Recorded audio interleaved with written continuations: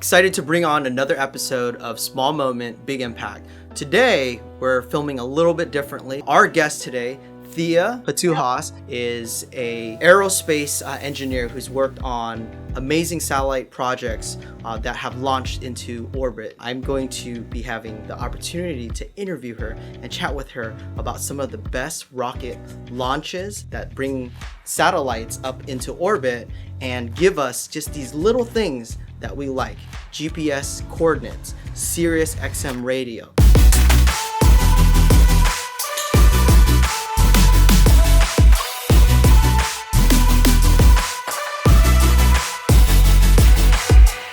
So welcome to the show today, Thea. Thank you. Thanks for having me. Of course. So kind of just circle back in regards to aerospace itself. How did you get into, or what inspired you to get into aerospace and engineering? Well, the path to my career started with my desire to be an astronaut when I was younger. So I loved everything outer space related, and I wanted to fly in the stars one day. And I also really loved math and science. Okay. So my plan was to join the Air Force and become a pilot because most astronauts are military pilots. Yes. And at Stanford, I majored in electrical engineering, and I joined Air Force ROTC. And that's what really kicked off my career in engineering. Wow. So you always knew that you wanted to get into this line of business just early on. During your time in your understudies and just going through schooling, did you have any specific mentors that kind of really helped lead the way or just help you get into the right direction too at the same time? Yes, I did. Actually, in the military. Okay. So, as I mentioned previously, I wanted to be a pilot, but unfortunately, I was not accepted to the pilot training because I didn't pass the eyesight portion of the physical exam. So that was pretty disappointing to me, but it was also a turning point in my career because that's when I realized that the next best thing to going into outer space myself was to build space technology and send it into outer space. So when I joined the Air Force, I became a member of the Space Command, and I had several different mentors and higher-ranking Air Force officers who really showed me the ropes in terms of satellite space technology and how it can make an impact on our society. It's almost like every child's dream. I'm getting like these flurries of moments of just when I would watch astronauts as a child, and then really hearing what you're doing today and how you pivoted.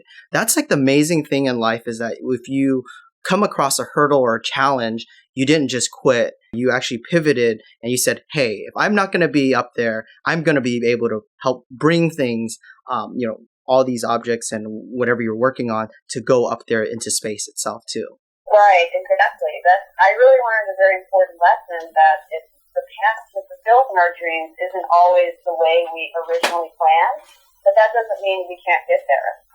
Even though I couldn't become a pilot, I really love what I do now. I have an exciting career. I never get bored. I'm always working on something new and interesting. And I've just had so many amazing experiences, like integrating a satellite on a rocket, sitting in mission control, witnessing exciting rocket launches, and just designing and testing technology that truly makes a difference in everyone's daily life. Wow, so tell me a little bit about that, because that's really exciting to sit in mission control and actually see from start to finish a rocket actually launch. Can you share that experience with something that either recently or your most memorable rocket launch? So I designed the electrical subsystem for high-power satellites, and it's the satellites that are being launched on rockets in outer space. And the satellites I've worked on provide cable service, internet, cell phone, telecommunications, satellite radio. I'm sure you've heard of Sirius XM. I worked on a Sirius XM satellite. So satellites are used in our everyday lives. Anyone who uses technology at some point is using a satellite. Even something as simple as the directions on our phone use GPS satellites. So I developed and tested the electronic systems for the spacecraft. I was also responsible for integrating the spacecraft onto the rocket, and then sitting in mission control, like I mentioned earlier. So that's making sure that all the systems are ready for launch. And then after launch, I was responsible for orbit raising, which is navigating the satellite to its final orbit, and also in-orbit operations, which is testing the satellite to make sure that it's functioning properly before it sets off on its mission. Wow. So it's really been totally exciting, and I've had the wonderful opportunity to travel overseas to actually witness rocket launches in person. We purchased a lot of Proton rockets, which launch out of Kazakhstan.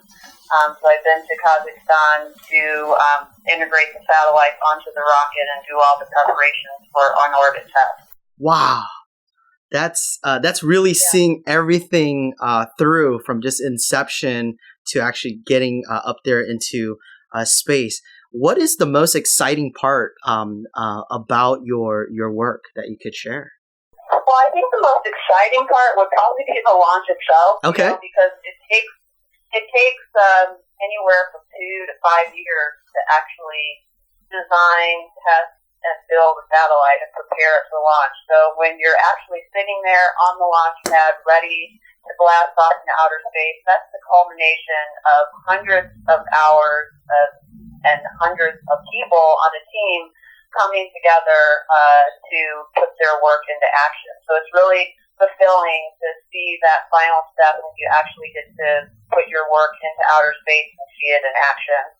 Wow, that has to be an amazing feeling of accomplishment. And once the satellites are up, is it like constant monitoring, or is it like a quarterly thing, or do you just check on them like they are your babies every single day, every single moment? Well, I worked at the company that just builds the satellites. Okay. So we launch it into outer space and we test it, and then we turn it over to the customer. So it would be the internet or cable or telecommunication company that would be responsible for monitoring their own satellites. Got it. And then they would contact us if they have problems or need some sort of troubleshooting or issue resolved. So within the past years that you've worked in the industry, how many satellites would you say that are up in outer space? Because I know for us who don't work in the industry, we always see some photos here and there of satellite imagery of other satellites, but we have no idea what's floating out there in outer space itself. Can you share with us a little on that? Well, I don't know the exact number, but I would probably say hundreds, and that's just not satellites from my company alone, but satellites from other companies, satellites from research institutions, and also a lot of military satellites from our country and other countries as well. So there are definitely a lot of things floating up there in outer space. The satellites that I build, which are high-power satellites, are in what's called geosynchronous orbit. So they're very, very far away from the Earth. They're not in what's called low Earth orbit, where the International Space Station is orbiting. So the geosynchronous orbits, that is how much more elevation above the lower, would you say? Well, that would depend on where you are within the orbit, because the orbit is an ellipse. It's not a perfect circle. So at some point at the apogee, it's very far away, and at other points it's close to the Earth. So the elevation depends on where it is in the orbit. Oh, wow. I'm learning a lot just from our podcast and what you're sharing. So I really appreciate it.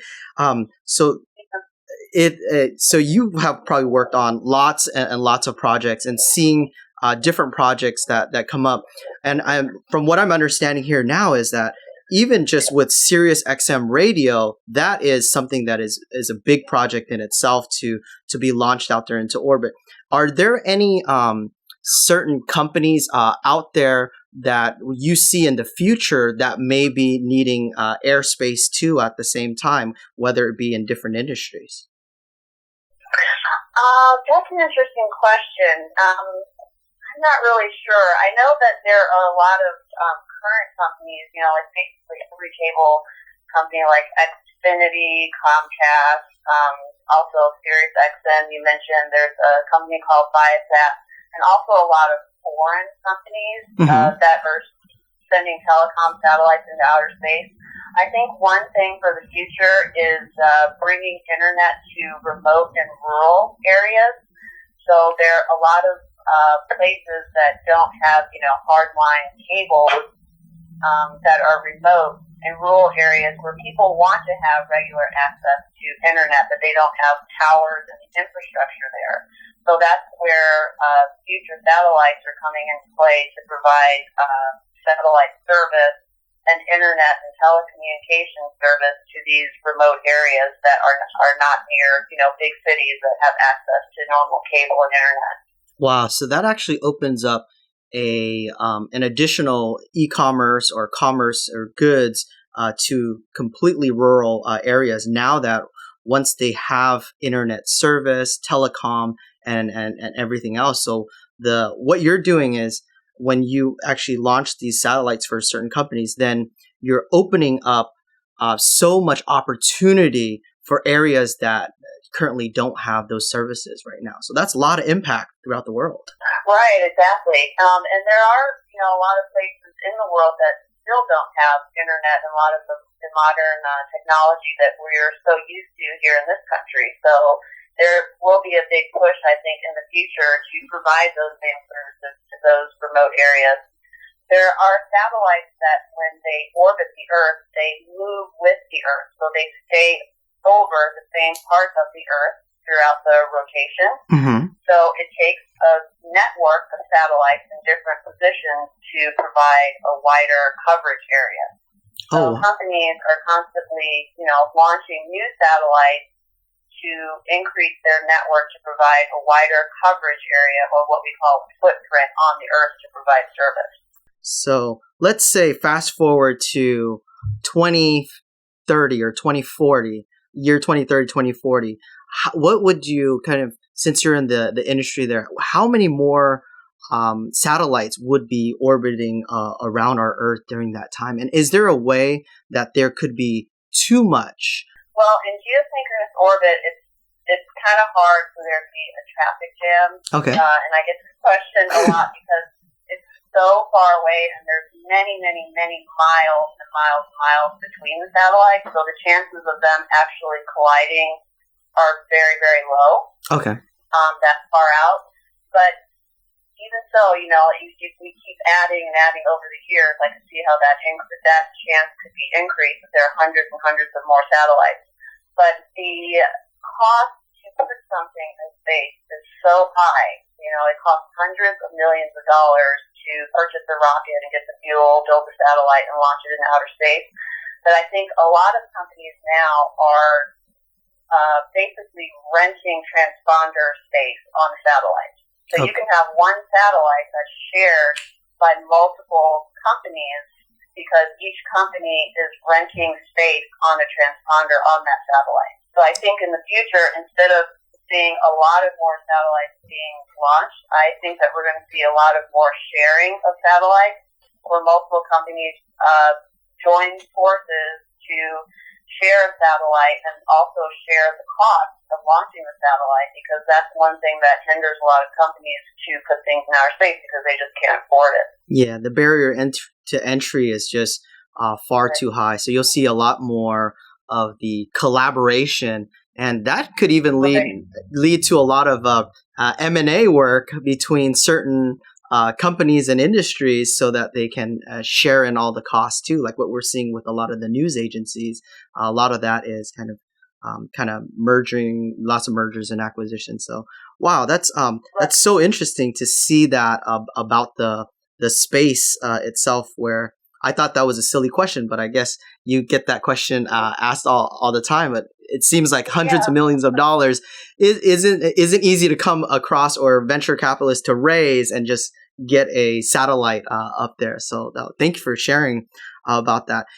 Within your business, and it's amazing what you do because it impacts so many people every single day. A lot of the times that we do take these things for granted, like for example, on our cell phone, when we're traveling to a different area and we just turn on our Google Maps and instantly we know exactly where we're going. Back then they had to have those little map books, and I used to see my parents kind of handle that.